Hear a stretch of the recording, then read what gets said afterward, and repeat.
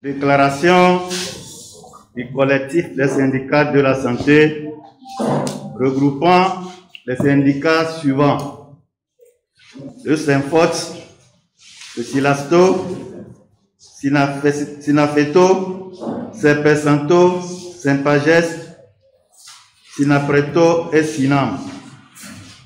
Lomé le 10 août 2020. Conteste. Lomé le 10 août 2021. Conteste.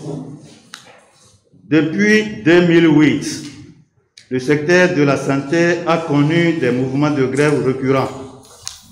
Ces mouvements avaient pour objet de dénoncer le plateau technique et infrastructures obsolètes et insuffisants, de même que de mauvaises conditions de vie dans le secteur, ceci pour une meilleure prise en charge de la population togolaise dont le droit à une santé de qualité est affirmé par notre Constitution.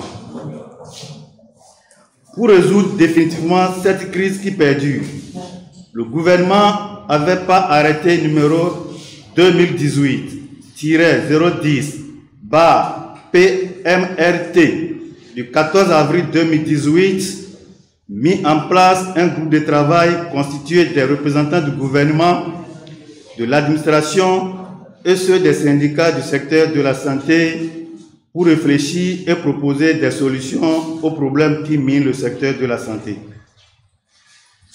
Les agents de la santé ont, dans la patience, attendu le rapport du groupe de travail qui a été remis au gouvernement le 20 février 2019, suivi de la rencontre des organisations syndicales de la santé avec le gouvernement le 23 juin 2019 à la primature.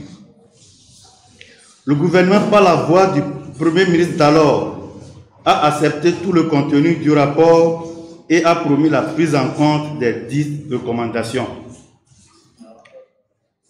Vu l'importance que revêt le secteur de la santé dont nous sommes les premiers acteurs et au nom de la confiance entre les partenaires sociaux, gage d'un dialogue social réussi, les agents de santé ont observé une accalmie pour voir se réaliser les promesses du gouvernement et surtout se mettre au service de la population désespérée, même avec la survenue de la pandémie au Covid-19.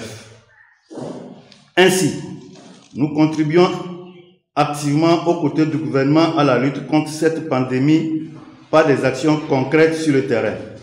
Des propositions pouvant améliorer la réponse afin de maîtriser efficacement la maladie, ceci malgré notre système sanitaire déjà faible pour l'affronter.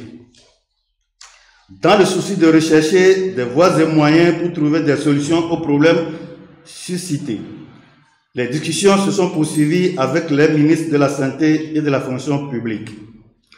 Nous voudrions remercier son Excellence, Monsieur le Président de la République, et d'autres personnalités qui ont œuvré à maintenir de façon permanente le dialogue et apporter des solutions à certaines de nos doléances, à savoir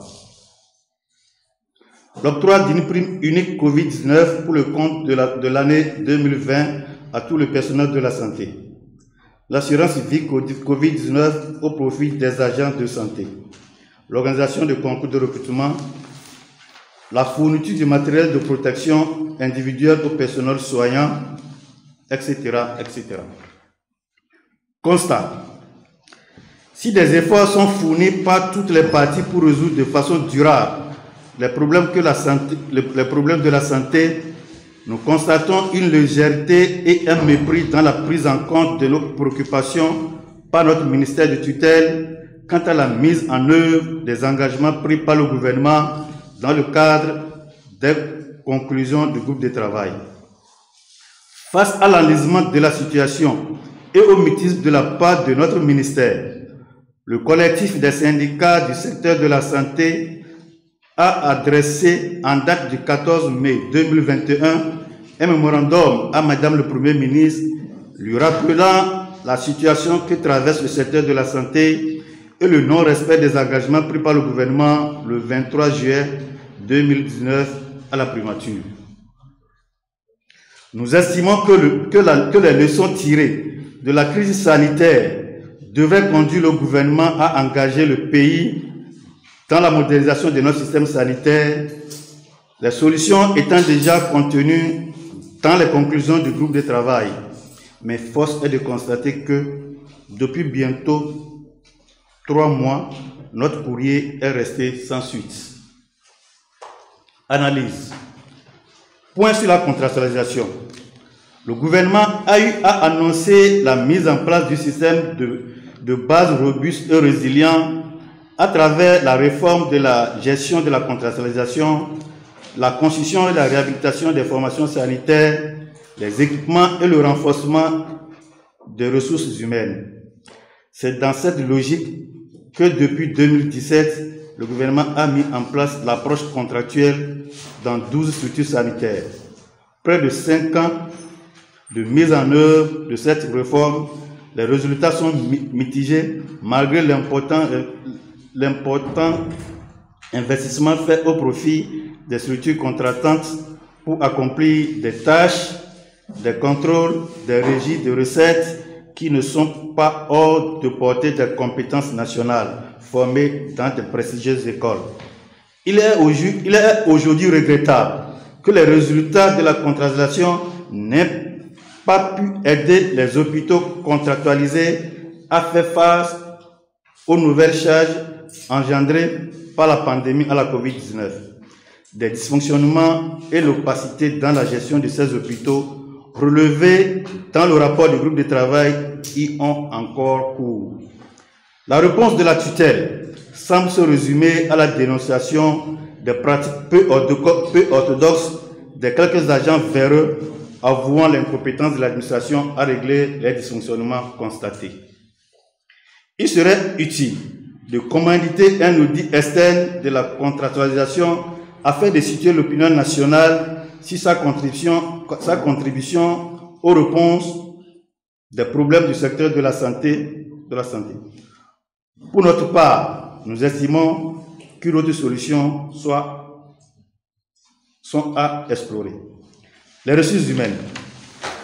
La densité du personnel de la santé est de 7,3 personnels pour 10 000 habitants en 2018. Le ratio cumulé du personnel traceur de soins publics et privés, médecins, infirmiers, assistants médicaux, sages-femmes et accoucheuses est de 9 personnels de santé pour 10 000 habitants. Ce ratio cumulé reste largement inférieur à la norme de l'OMS qui est de 20,2 à 25,4 pour 10 000 habitants. C'est un seuil de densité au-dessus duquel il est très improbable que l'on puisse atteindre une couverture importante pour les interventions essentielles en santé, notamment celles qui sont nécessaires à la réalisation de la couverture sanitaire universelle. Sur les 4 828 agents à recruter au titre de la gestion 2019-2022, soit 1207 par an, à peine 1000 agents ont été recrutés au titre de l'année 2018, ce qui représente moins du quart des prévisions, soit 20,71. Le concours du 5 décembre 2020 n'étant toujours pas proclamé. C'est cet effectif réduit des agents de santé qui continue courageusement et avec abnégation à gérer la pandémie à la Covid dans notre pays.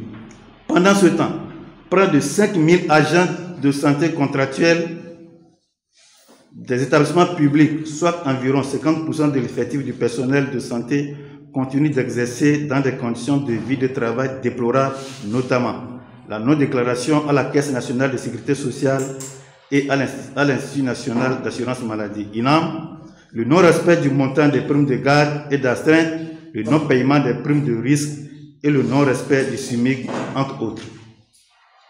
Le processus pour la mise en place d'une fonction publique hospitalière et la révision du cadre indemnitaire tel que recommandé par les conclusions du groupe de travail ne semble pas être à l'agenda de notre ministère de tutelle, ce qui crée un sentiment de lassitude, de mécontentement et de découragement au sein du personnel de la santé.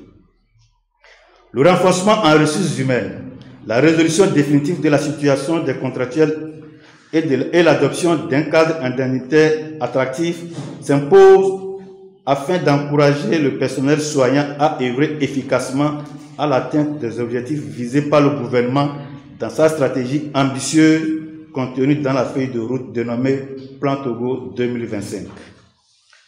Modernisation du système de santé, entre parenthèses, infrastructure et équipement. Le 23 juillet 2019, à la primature, le chef du gouvernement d'alors, le premier ministre Komi Selom Klassou, avait annoncé la livraison de 8 scanners performants avant fin décembre 2019 au profit des CHU et CHR du pays, s'ajoutant aux 5 cliniques mobiles déjà mises à la disposition des régions sanitaires. À ce jour, le personnel de santé et la population togolaise sont toujours en attente de la réalisation de ces promesses.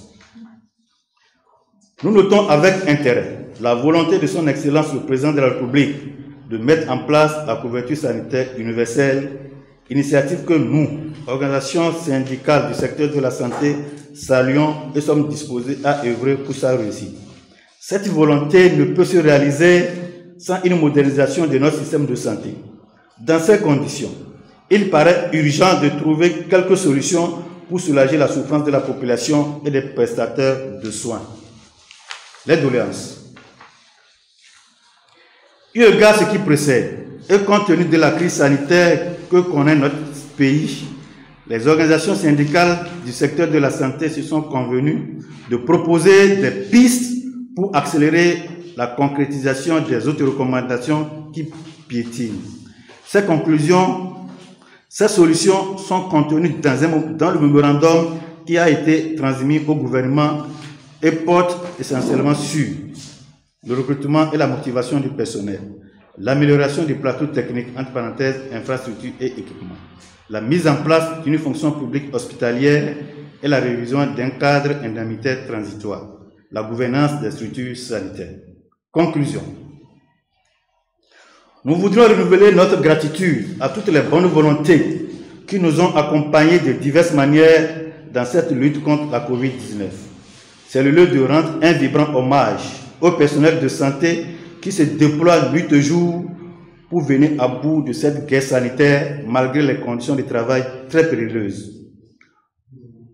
Nous nous inclinons devant la mémoire de nos collègues qui malheureusement ont succombé dans cette guerre, laissant derrière eux veuves et orphelins. Nous souhaitons prompt rétablissement à ceux qui ne sont pas encore guéris. Nous exhortons par la même occasion toute la population à respecter les mesures barrières et surtout à se faire vacciner afin de réduire considérablement la charge de cette pandémie. Nous réaffirmons notre ferme engagement à œuvrer à la pérennisation de l'accalmie que connaît notre secteur et invitons le gouvernement à œuvrer dans ce sens. Nous appelons le personnel de la santé à rester mobilisé comme depuis toujours sur toute l'étendue du territoire national et à répondre massivement dans la discipline et la légalité aux mots d'ordre qui leur seront donnés dans les jours à venir. Fait à Lomé le 10 août 2021, les syndicats de la santé. Je vous remercie.